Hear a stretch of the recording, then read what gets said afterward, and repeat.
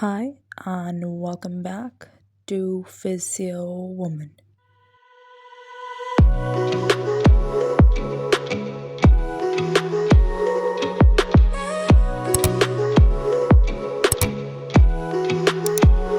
So, today we're going to talk about liver and biliary system, episode 1, in which we're going to discuss normal liver functioning. So, what is normal liver functioning? You can share your answers or drop them down in the comment section below. Let's move forward and see. In the normal liver functioning, it consists of four parts. Number one, synthetic function. Number two, metabolic function. Number three, excretory function. And number four is the detoxification function. Now, when we see the details of the synthetic function, we see that it consists of protein synthesis. And as we know, that liver is the principal site for synthesis of all the circulating proteins except gamma globulins, which are produced in the reticuloendothelial system. Liver also synthesizes complement factors, ceruloplasmin, alpha fetoprotein, transferrin, and haptoglobin.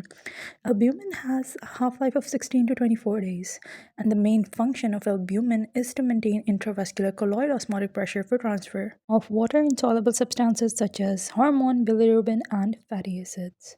Now let's see further. In synthetic function, the albumin synthesis is reduced in chronic liver disease and malnutrition. It can be lost in protein losing enteropathy and in nephrotic syndrome. Hypoalbuminemia results in edema.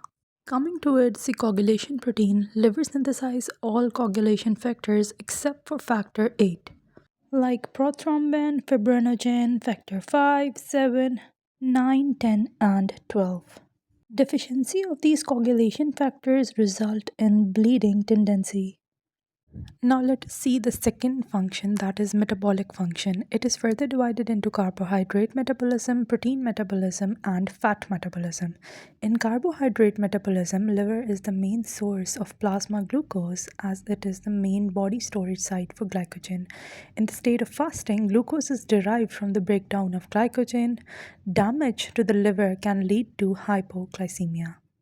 Now, when we see protein metabolism along with synthetic function, liver is also the central origin in catabolism of protein and urea formation. Ammonia is produced by the degradation of amino acids that are then converted to urea. Liver then secretes urea into plasma for kidneys to excrete as it serves to be a major pathway for nitrogenous waste elimination. Moving on towards the fat metabolism, liver synthesizes the phospholipids, cholesterol, triglycerides, and lipoproteins.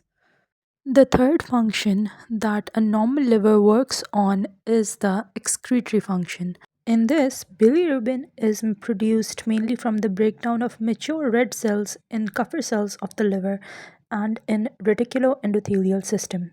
Biliverdin is formed from this heme after removal of iron. This biliverdin is then reduced to bilirubin.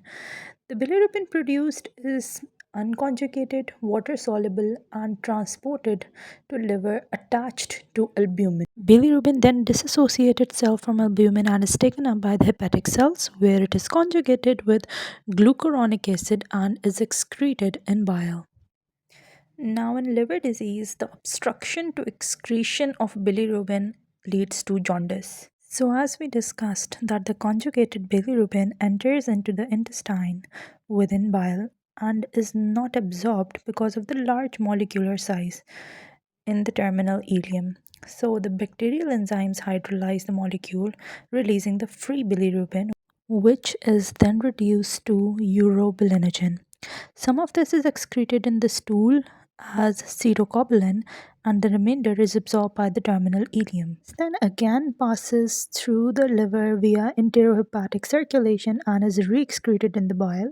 Urobilinogen bound to albumin enters the circulation and is excreted in urine via kidneys. Another excretory function is the bile acid metabolism. Now, bile acid are synthesized in the hepatocytes from cholesterol. And they are excreted in bile and then pass into duodenum. The bile acids are detergents causing fat solubilization that is necessary for the absorption of lipids and lipid soluble vitamins such as A, D, E, and K. So, the decrease in bile salts will lead to liver disease causing pruritus such as itching, bleeding disorders due to vitamin deficiencies, and fatty stools due to fat malabsorption. The last function is the detoxification function. Now, liver has the vital role in detoxifying nitrogenous compounds derived from intestine, as well as many hormones such as drugs, chemicals, and hormones. So that will be all for today's class. I hope you liked the video. Thank you and bye bye.